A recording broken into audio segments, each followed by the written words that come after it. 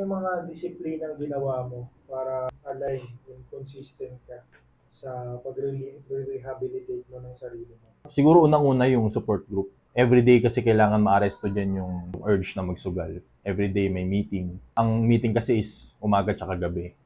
Ginagawa ko nun, umattend ako umaga, tas gabi. Para lang din, syempre marinig ko yung mga experiences ng other compulsive gamblers. Ang dami ko kasing natututunan dun eh. And yung feeling kasi na kapag may naririnig na kwento, ang laking bagay na may ma-openan ka or ma-feel mo sa sarili mo na hindi ka nag-iisa. Ginawa ko everyday.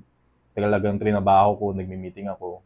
Kumbaga para makalimutan ko yung pagsusugal. And doon kasi yung mga filtered eh. Mga tao, filtered doon yung mga experiences. And walang mag-aaya sa'yo doon na magsugal tayo or mga agent na nagpo-promote ng sugal. Wala doon. Filtered yun ng mga tao talaga na nagre-recover. Yung disiplina din na kailangan wag kang humawak ng pera. Kailangan baguhin mo din yung routine mo. Matulog ka na maaga. Siyempre magbalik loob ulit sa Panginoon kasi siya lang din yung nakatulong sa akin eh. Yung addiction, baga natanggal ko dahil din sa mga turo niya.